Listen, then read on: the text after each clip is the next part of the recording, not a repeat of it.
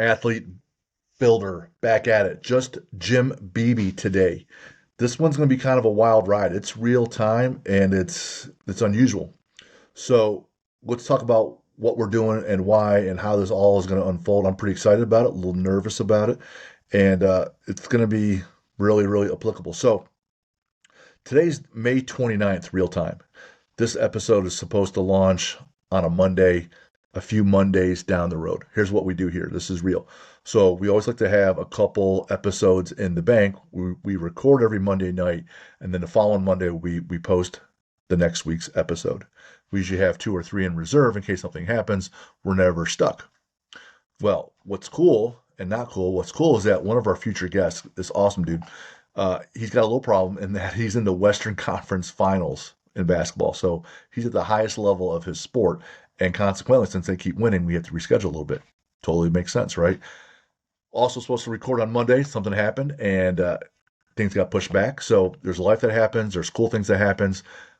Long story short, our next Monday episode, next Monday, which is I think the 2nd, June 2nd, we don't have one currently. And over 80 episodes in a row, we've delivered every Monday.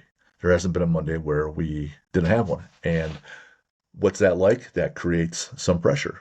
I like the streak going. I like the fact that we can be reliable.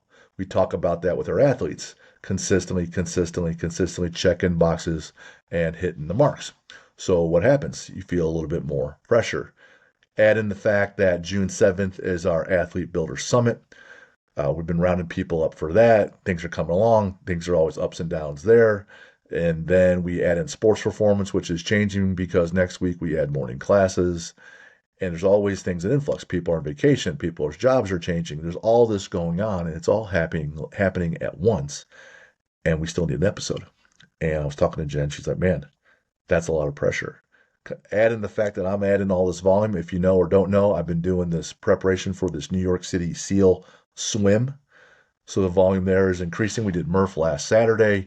This most recent Monday, I swam 4,000, or actually it was on Tuesday this week. I swam 4,000 meters, which took me just under 100 minutes. So there's a lot going on. Some would say too much, some would say just right, some would say not enough, but there's a lot going on, at least for my standard. And when Jen, my wife, asks me or says, that feels like a lot of pressure, I was thinking about that. I'm like, yeah, I'm feeling pressure. And pressure typically does not feel great. There's usually some kind of anxiety or bad feeling in your gut. For me, it's a little cold in my chest. That's where we're at real time. And I'm determined that we're going to still check all the boxes and move forward because that's what we do. But in thinking about it, it's been a huge gift because one of the things I typically say is that pressure is a gift. So check this out right here, right? If you're looking at home or watching on YouTube, you can just see what I put. If you're not, I'm holding up the book, The Power of Pressure, Why Pressure Isn't the Problem, It's the Solution. It's by Dane Jensen. And I reference that book and a ton of others, about 150, in my own book, the Athlete Builder book, The Blueprint to Build Champion Athletes. And you see the books behind me. There's a lot. And I'm thinking about, yeah, there's pressure. And I've been wanting to do some more book summaries and analyses to break down how I use this and how others can use it and apply it in life, but in sports, in athletics. We did one episode 8 with Atomic Habits, one of our favorite books to dissect. But given that I'm feeling pressure personally, it required me to go through my notes, through the book, what I had written down about processes, because that's what it comes down to. And I'm like, I need to revisit this. And I thought, you know what's cool? Maybe this is God just leading me along. I've been wanting to dissect another book. Now I have an opportunity. Change equals opportunity. So now we're going to dissect The Power of Pressure by Dane Jensen. There's only about a dozen chapters. We're going to go through the highlights. And all along the way, I'm going to point out how I'm applying this myself, how this applies to me. What you need to do is listen, potentially buy and read the book. Shout out Dane Jensen. But ask yourself the same questions. Pause it and write down the questions and see how do you respond. That's the idea. Learn a process. This is how you get better. This is essentially what we do here. We look for a challenge and we come up with a solution, we implement it, and then we move forward and then we win, whatever winning looks like. So right out of chapter 1 in the book, there's an equation. I always say pressure is a gift, but there's an equation which Jensen talks about. Pressure equals importance times uncertainty times volume.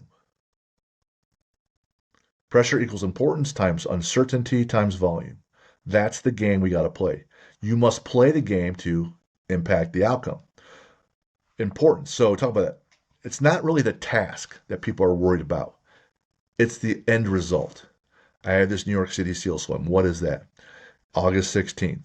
We show up. Me and a bunch of SEALs and special forces and some regular dudes like me. We're all referred to as patriots. We're in New Jersey. We run a mile. It's pretty simple for that first mile. You're carrying a flag. It's a parade almost. You see people parachuting. It's pretty cool, but then you rest.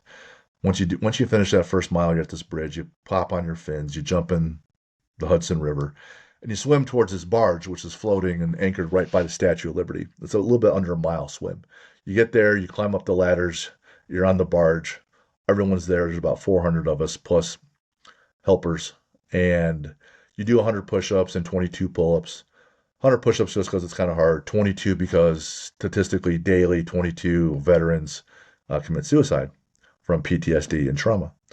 And from there you get back into water, swim another mile to Ellis Island where immigration started way back when. You get out of the water, you climb up the ladders, you're on a second barge, another 100 push-ups, 22 pull-ups. You hang out there, rest, recover, hydrate. Back in the water, start swimming again. We make it all the way to Manhattan Island, which is about a mile and a half.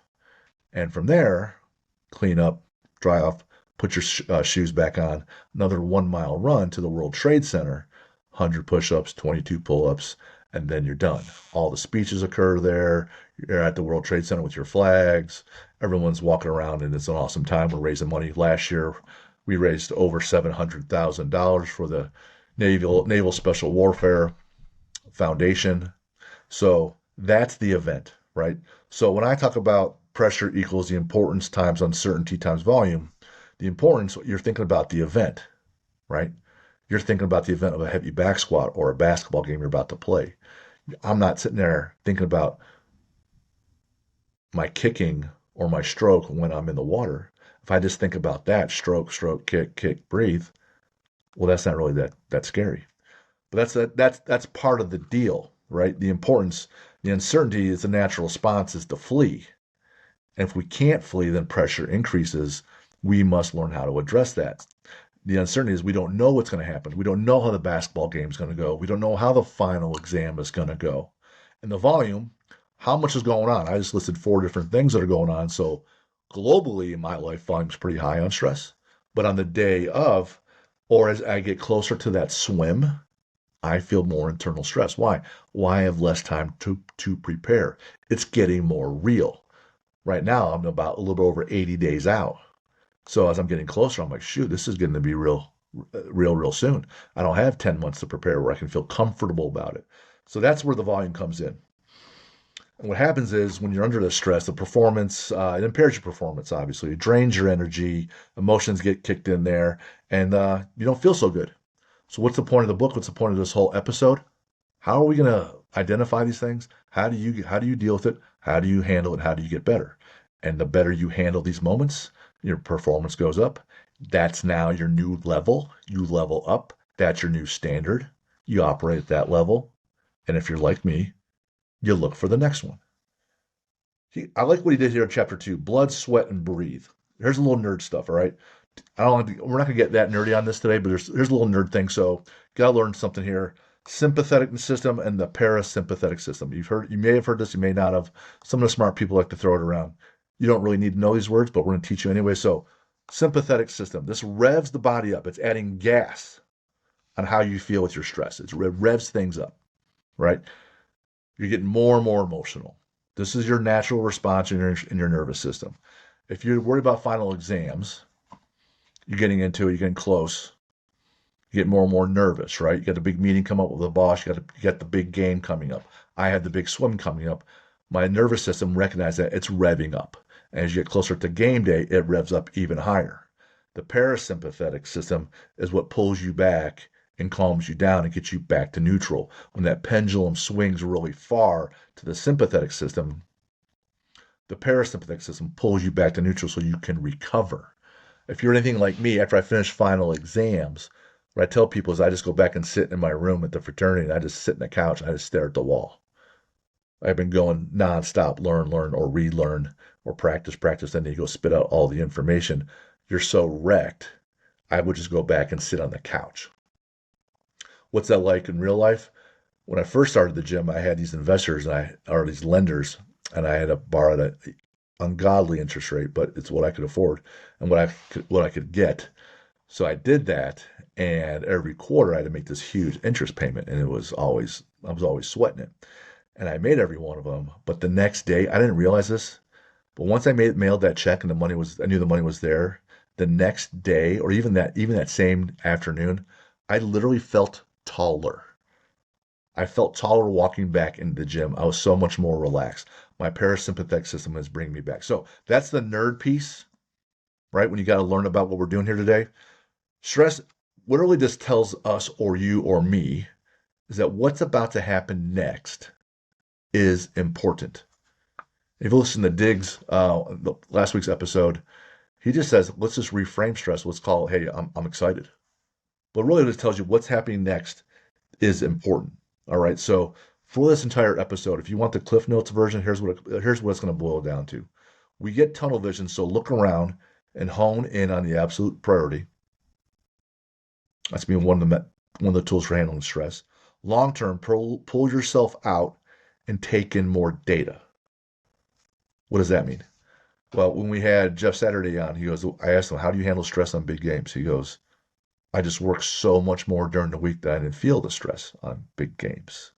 That's right from Jeff Saturday, future Hall of Fame center for the Indianapolis Colts. So here in the book, it says just pull yourself out and take in more data. That means work more, learn more so that you're better prepared. And then last piece, view it as a positive and as a challenge and a good thing.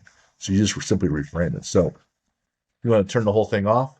And if you can execute those three things really, really well, you're probably good to go. If you want to keep going and get a little deeper and get a little bit better, just hang on. We'll get there. All right. So it talks about, and we're moving right along. Chapter 3, we talked about the equation. Let's talk about that. There's two components to it. Remember, there's importance times uncertainty times volume. There's the long haul.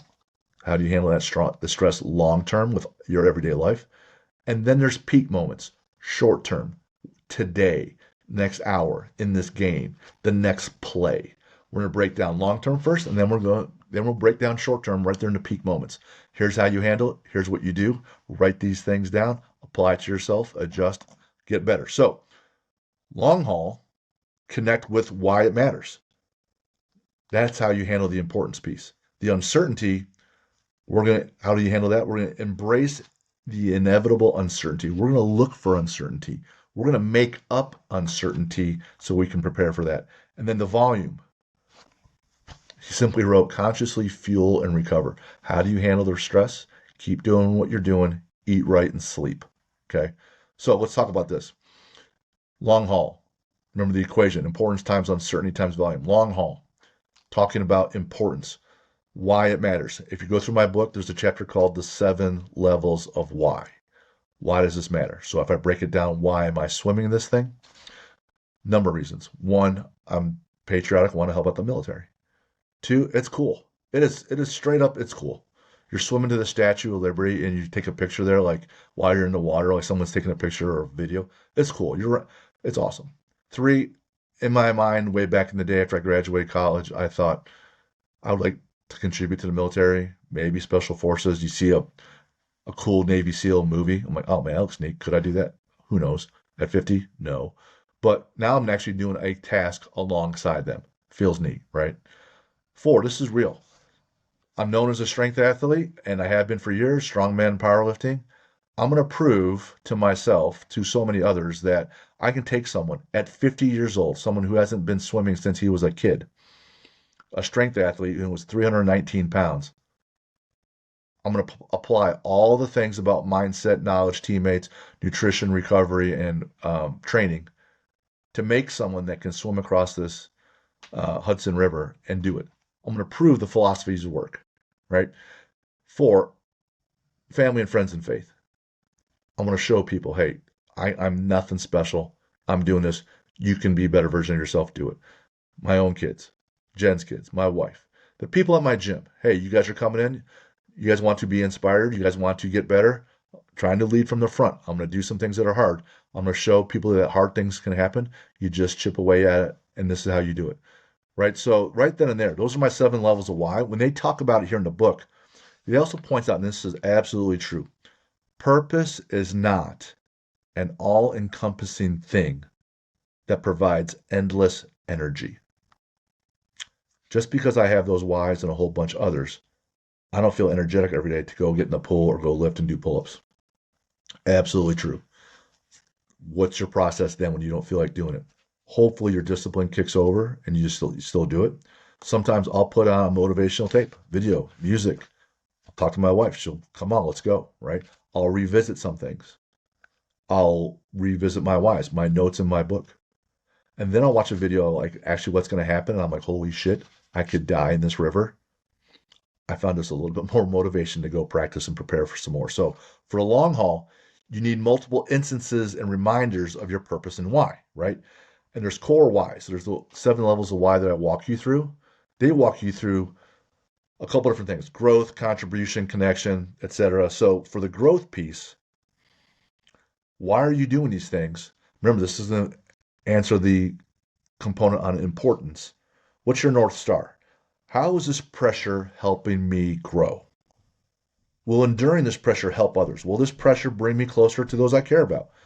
So the pressure of me swimming across this river and not dying is it helping me grow? Yeah, I'm getting healthier. I'm getting leaner, better cardiovascular shape. Is it going to help others? Yes. My daughter has told me that watching me prepare for this inspires her to do something else physical. So now she's looking at rowing and trying out for Alabama's rowing team. Will this pressure bring me closer to those I care about? Just gave you that example. So there's a why right there for myself and outside of myself. What's my vision? So what will it look like in 6 months from now if I have risen to this challenge? Well, if I always say confidence comes from reps, and one of my reps is swimming across this stupid thing, dang, right? I'm there. Again, another reminder that the human spirit, with a good plan and some help, you can do a lot of things. And here you are at 50 years old, swimming across this stupid thing, right? So this connects you on some core whys and why you're doing these things. So then you make your daily decisions. What do I need to learn? What do I need to acquire? What do I need to accomplish? What needs to happen for me to make this happen, right? That's how we're handling the long-term importance. We go back, what's the next part of the equation? Uncertainty. So we had importance, long-term, uncertainty, long-term. Let's see what Jensen says about that. Embrace the inevitable uncertainty. Here's one of the things that always kind of annoys me with powerlifting competitions, strongman competitions, CrossFit competitions, Spartan races, whatever. People will say, they'll make a post of this, hey, here's how I did, blah, blah, blah. If this, but that, if this, but that. The if in the but makes what you're doing a sport. If there were no if or but, then what you're doing is not a sport. It's just training. If I were rested, I could have squatted 500. I wasn't rested, so I squatted 450. Okay. If the ball were wet, I couldn't catch it as well. The ball's not wet, it's drier, I caught it better. Well, the ball's still wet, we're still playing the game. There's uncertainty, right? There's wind during the game. There's heat. If there were no pressure, I could have made the free throw. If I were sitting there shooting them by myself, I can make the free throw. But there was pressure. There is uncertainty. You don't know what's going to happen, how you're going to feel. That's what makes it a sport. That's what we're looking to do. That's what makes it fun. If it were the exact same thing every time, well, why bother, right? So you have to embrace that uncertainty. You accept it. The future is unknown and unknowable, and that's what we want. And the other thing, you got to believe you're going to be fine. At the end of the day, you are enough. So there's some uncertainty. You prepare for it as best you can. You take your shot. Maybe you hit it out of the park, maybe you don't, but you took your shot. Remember the man in the arena? It matters that you are the one that's out there struggling and trying and doing the things. The whole thing, even if I don't even make it to game day on August 16th, I'm still way, way better.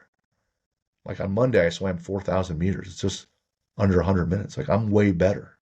Even if I do nothing between now and August 16th, I'm up to the point where I'm swimming almost 2 hours. Right? So, anyways, the uncertainty is going to be there. Be thankful for that.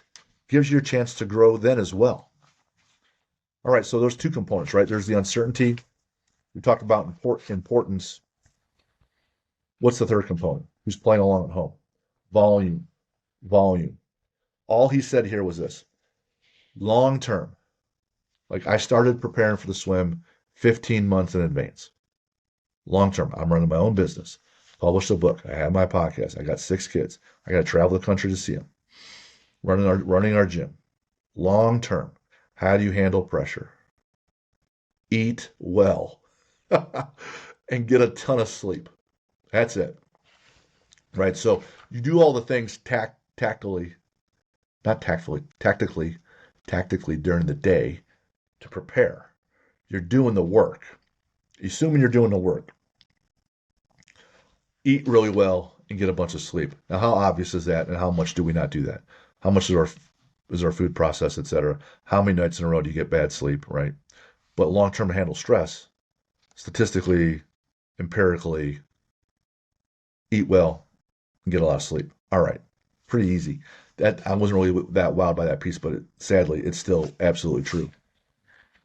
Short term, here's what people really want to learn about because they're worried about how do you get there in a moment. It's not that fun to understand and realize that it's a ton of work leading up to it. The more of a ton of work you do, the better. And that's really the big indicator that you're going to feel well on game day. So if you can do that, then everything else really falls into place. Here's an example about doing a ton of work. I mentioned my daughter. She's not going to like this part, especially if he listens to it, but it's true. She's taken an AP chemistry exam several years ago when she's in college or high school, about 4 years ago. My daughter, she's bright, right? But it wasn't that she was just like, oh, she's born that way. No, she worked, right? She's smart, but she worked. And she's taking this chemistry exam this next day. It's the night before, and I'm hanging out with her. I go, hey, are you worried about this exam? I don't see you studying. She goes, oh, no, I'm good. Really? How do you know? Well, my teacher, Mr. Craig, he gave us a practice exam, and I did okay there. And he said, for anyone else that wants to prepare, here are the last 20 years of exams. And work through some of these questions, and you'll be familiar with it and how they word things. And then you should be prepared on game day. I go, okay, so how many did you do? She goes, what do you mean? I did all 20. All 20. The opposite of me in college, right? She goes, I just did all 20 exams, so I knew I was prepared. I don't have to worry anymore. All the anxiety is gone. I couldn't manufacture anxiety if I wanted to, she said, because, and she walks into the exam and she smashes it because she totally over prepared. So the real answer, how to handle pressure, that's it. All right, let's say you haven't done it, or even if you did on game day, how do you handle the importance times uncertainty times volume? All right, so let's look at importance. We know why it's important. You have your whys, why the growth, your own personal whys, how it impacts others. If you want to bring down the anxiety on game day, what's the opposite? Why is this not important? Ask yourself, what is not at stake? This is for those peak moments. The brain is orienting itself to what's at stake. Ask yourself what's not at stake. And here's the key. Once you answer that, refocus. Refocus. So I signed up for this swim. What's not at stake? If I don't finish it, Jesus is still going to love me. My wife's still going to love me. My kids are still going to love me. Everybody's going to be disappointed, but I'm still loved. I'm not going to be abandoned. I'm going to be just fine. Sun rises the next day. I will have gainful employment. I can still show up at the gym and coach people and get people better. I'm healthier, right? So it's not like I say, at least I have my health. Now I'm actually healthier. and I'm still alive, right? What's not at stake? Well, your ego could be hurt, I guess, if I let it. But if I don't qualify, even though I busted my ass to do it and I don't qualify, but I still did all the things and I just got beat, sometimes you just get beat. So if it's, let's say I just raised the money because there's a $2,000 minimum. I raised $2,000. I don't get to go. All right. There's $2,000 that's going to these families where they've lost someone in the line of duty to help support them. The end result is whether I swim it or not, they're going to raise money and those families are going to be impacted. And if I didn't want to do it, I could raise money and give it to them and still make an impact. Life goes on next day. This is on the 16th. On the 17th, that Sunday, you get up, go to church. On Monday, you start your workday again. Boom. Life continues. So you ask yourself, what are your anchors? Is it your faith, family, close friends, health, life the next day? Like you should have answers to those things. Hold the important thing that will not change front and center in your mind. Okay? This is what he wrote. So this is right out of the book. Hold the important thing that will not change front and center in your mind. This is on game day, right? This is not going to change. I'm going to jump into the water. The water is going to be there. It's going to push me one way or the other with the current. Hold the important thing that will not change front and center in your mind. I'm going to jump in the water. The water will not change. Then step into the moment. You step off the bridge and plunge into the water. You step into the moment. And then let it rip. You're there. I'm there. I prepared as best I could. Now you're in the moment.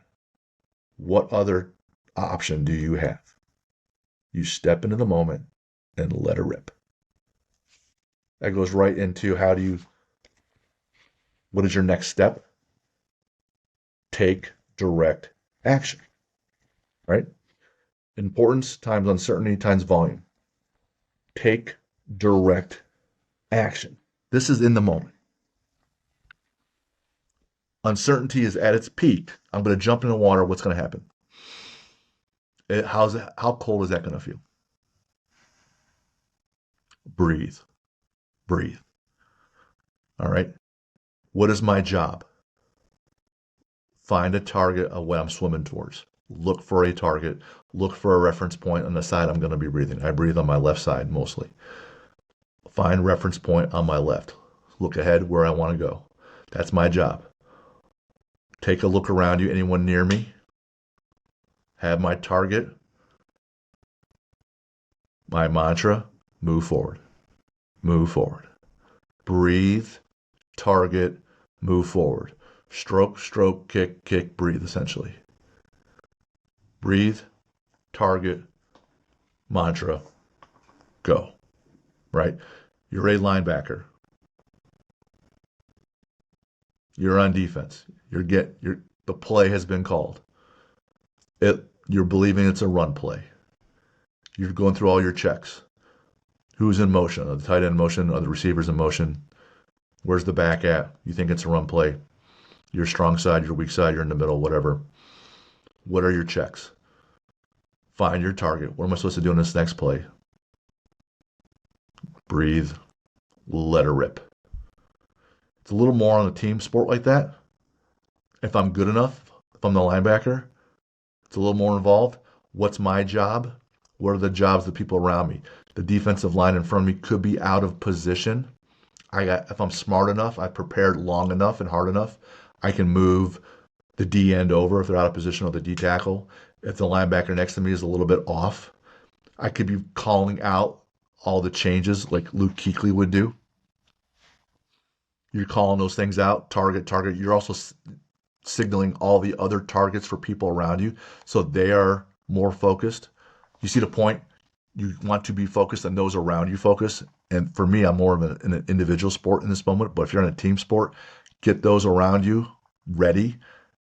The ball is snapped. Let her rip. How do you take direct action? The Stoics, so quote Marcus Aurelius, focus relentlessly on your own desires. my own task, right? Focus relentlessly on your own desires, targets, and decisions, not the events unfolding. Focus on the targets and decisions, the events unfolding, the weather, the crowd, the noise, the score. All that is a distraction. Remember, jump in the water, target, head in, stroke, stroke, kick, kick, breathe, essentially. Focus on the task, not the events. The events add pressure. You want to take that out of the equation. Focus on the movement, what I'm supposed to do. I'm watching this movie in its tense, and every once in a while I'll revisit the old Alien movies, and then Jen was walking by, and so we're watching it, and it's awesome film, and the aliens coming out, right?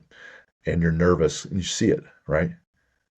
And you're like, oh man, you feel that little anxiety in your chest. For me, like that cold feeling in your chest. If I ever don't want to feel it, I look at the wall or a book on the shelf on the wall. You take yourself out of the movie. Mentally, I'm watching the movie. I'm in it. You don't want to feel that way anymore. Look at something else. Redirect your focus. If I'm about to jump in the water and swim, I'm nervous about this, this, and this. Well, I shouldn't be, because all I should be thinking about is jumping in, finding my target, heading in the water, stroke, stroke, kick, kick, breathe. The linebacker play's about to be called. You have your targets. You're getting those around you, set up and ready to play. Let her rip. You control your breathing, your routines, your perspective, your attitude, and the target. I jump in that water, which it means I made it through qualifications. It means 15 months of work got me there. It means that if I get to the qualifier, everyone around me believes I should be okay. And I also know there's so many people there. In case I get in trouble, I should be okay. So what's my attitude in that moment? I'm pretty happy I made it. I've been terrified about this for months, and increasingly so. And at the first point when they mentioned it to me, I'm like, I went and watched it last year. I was not ready. There's no way. So on game day, I got people looking around thinking, yay, thanks everybody, yay me, right? Thanks God. So if I can control my breathing, my routines, my perspective, attitude, and target, I'm going to be fine. So you identify these peak moments, write it out, and create a routine. Here's what happens as a linebacker. The plays are called, what's my routine? Well, I don't know, I just kind of just go and play, right? That's what everyone does. Take a moment, listen to this, stop what you're doing. What should my routine be then? Write that down, keep it in my notebook, use the journal that we provide. Apply that in practice and on game days. Reassess, how did I feel? How did I do? Did it help my performance? All right, let's keep ingraining that. You want to clear your mind and build in some flexibility, right? So I understand that I'm going to jump in the water. There's going to be a current. I'm probably going to get kicked at some point. There's going to be something that happens, right? That's okay. Look for that. Oh, here's the kick in the face. I was expecting that. Cool. Oh, I got slapped in the face by water. I was expecting that. Cool. What's the easiest thing I could do right now to progress? That's how I'm taking direct action. What's the easiest thing I can do? I can lean forward with my face in the water. And at the easiest, every stroke is essentially, if you're doing like a shoulder roll, if I just do a quick shoulder roll and I think about my shoulder doing it, not even worry about lifting my arm, I can do a shoulder roll, put it in the water. If I cup my hands, I can pull more water and go faster. If I just let my fingers stay wide, I'll go slower, but I'm still going. And if I just kick those 4 times before I stroke again, I'm still going. I can kick twice and still go. If I just do the basic shoulder roll, hands not even cupped, barely kick, I'm not going to be sinking. They make us wear fins. It helps with your buoyancy. What's the easiest thing I can do in that moment? If I'm exhausted, I can do a shoulder roll and kick, right? So that's what you do. The last part, how do you handle the volume? This is important. This is very important. simplify. The volume is in peak moments of pressure. You want to find your margin, improve your time management all day long, but your brain can only focus on one thing at a time. All right?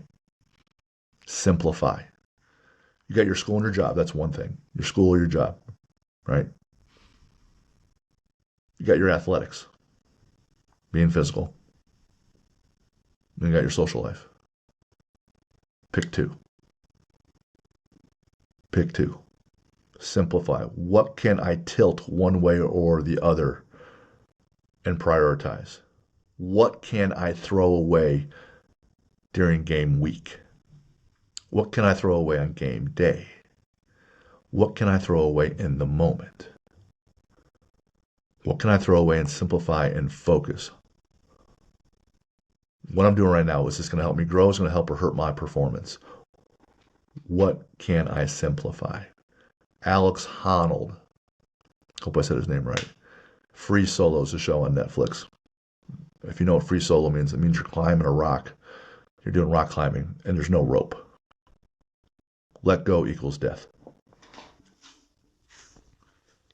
So his next moment might be moving his right hand 2 inches to the left. 2 inches, which starts with maybe his left index finger moving 2 inches, and then his middle, then his ring, then his right, then his pinky. His next moment is move my hand 2 inches to the left. Get into a different hand hold. And when he remarked about when he was done, he says, I was completely at peace. It's the gift that if I have a small, tiny little task, the tiniest of tasks to win, all I have to do is that tiniest of tasks. In addition, his preparation was absolutely relentless, where he had mapped out the entire path of climbing up 𝗀𝗃 𝗃𝗀𝗃 in Yosemite, 2/3 of a mile straight up. The whole documentary is about that. The point is to eliminate everything that's not necessary and focus on the task. Whether you're getting through SEAL training, people talk about that all the time in Hell Week, how your big goals in life are the meals. You get up, step number 1, get up on time. Step 2, make your bed. Step 3, get your clothes on, get in formation. Be at your workout on time. 3 big wins. Get through your workout, get to your first goal, breakfast, right? Simple task. In the moment, the linebacker's job might simply be ball is snapped, ball's in the running back's hand, hit the hell out of the running back, right? What is my simplest task here? All the other distractions just create drag and slow you down mentally, which then slows you down physically, which burns up more energy and oxygen, and now you're getting beat. So how do you handle pressure? That's it. Last 2 things about this, and they have a nice little example at the end. It calls about, in chapter 10, the limits of independence, about being on the wrong team. That wrong team, in quotes, makes it a pity party. Pick the right allies for the job. That's a tight, small group, he says, and he's right. The right allies to get this job done. Recruit from inside the arena. Well, I already know about a half dozen folks that have done the swim in the past. I recruit them. I ask them questions. I ask them about game day. I ask them about the whole experience. I ask them about their preparation. I recruit inside the arena. There's 6 people that I know, just 6. And then you guys set the terms. If you guys are training together, hey, if you're training together for this deal and you're on my swim team, you're my swim buddy, one of the terms has to be you show up on time at all the sessions, right? So if you're doing something hard, and hopefully you are every once in a while, pick your allies and set the terms. Pick the right people and then let it rip. Pressure, and then the last piece, let pressure, attention, and preparation. Prepare, right? This quote is, I'm probably going to butcher this, ancient philosopher, Greek philosopher, 𝗀𝗃𝗀𝗃. We don't rise to the level of our expectations. We fall to the level of our training. Military groups say that. Sports teams say that. That's true, right? So again, it all comes back to the long-term deal, the over-preparation. That's how you handle pressure long-term and short-term. So what they do is awesome in the book. Jensen, he has this, there's a little graph, there's a little sheet right here, right? And you should get the book and says it. So what do you need to do? You take this little graph and there's 5 different columns. Column 1, connect with the importance. You ask yourself, what is at stake? So I just went through and answered all these questions really quickly as a quick example. So on game day, I can sit there and just pull the sheet out, go through it, calm myself down because I have a process here. I have my notes here because I prepared in advance. Connect with the importance. What's at stake? Well, death is at stake. But is it really?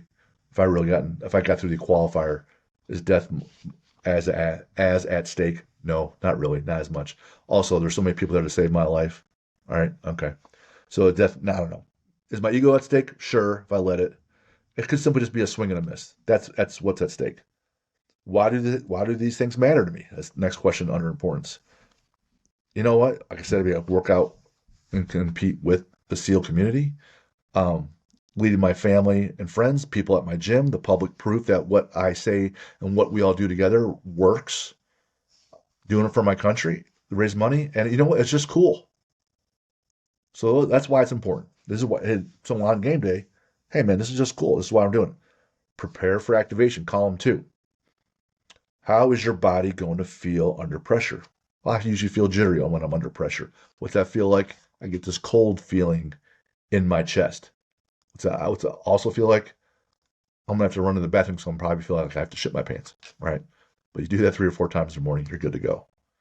How will you manage the discomfort? Number 1, I'm gonna be thankful that I'm there. Be thankful that I have friends that are there doing it with me. My wife is there. Be thankful for the moment. I'm be proud, right? And then breathe. In through your nose, 4 seconds. Hold for 4. Out through your nose, out through your mouth for 4 seconds. Hold for 4. Calm down.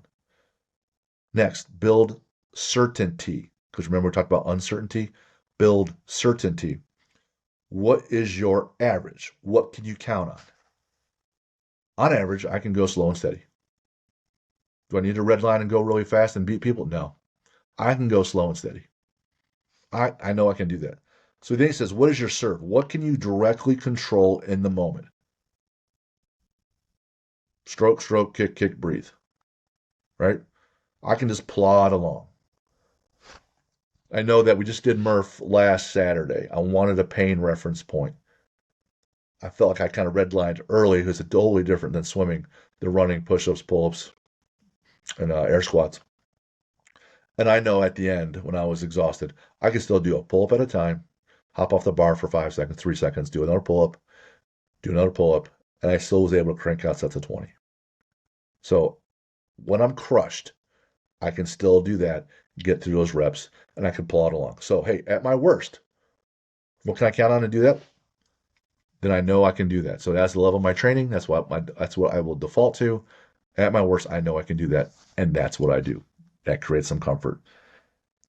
Hold importance in perspective. Column 4. What's not at stake, right? What won't change based on regardless of the outcome? Jesus is still going to love me. I'm still going to have work on Monday. Family and friends will still love me. I'm good to go. How is this helping me grow? The last piece on perspective. I'm going to be uncomfortable. I know confidence comes from reps. Getting in there and working my butt off at doing something that's very uncomfortable will leave me more and more confident that what I'm doing is right and true, and I can help others make an impact. The last column, build a plan. What 2 to 3 things will you say or do in the moment? Well, we kind of talked about that. Find my target. Where am I looking towards? What's my reference point? I'm going to smile because I'm grateful to be there. And I'm going to breathe. What's that last piece? Let it rip. Build my plan. Find my target, smile, breathe, let it rip. Let it rip. You're in the moment. You've done the work. Just let it rip. That's why this whole turn of events this week ended up being a gift. Ended up being tough. I'm like, shoot, man, we're behind on our episodes. we were caught up, and then a number of things happened. Now we're week to week, and we have nothing for Monday. Shoot, Summit's coming up. I got to be in St. Louis this weekend to help this other lady with her gym because they're running a combine for the U.S. bobsled team. Sports performance starts next week. Dang, I got all the swimming going on. Pressure. And I was comforted in the fact that, you know what? I outlined the whole book and use all the notes on pressure. Let's use this moment and get better. Let's use this moment and turn it around and execute and take our swing and move forward. Scheduled it out, booked it, hit record.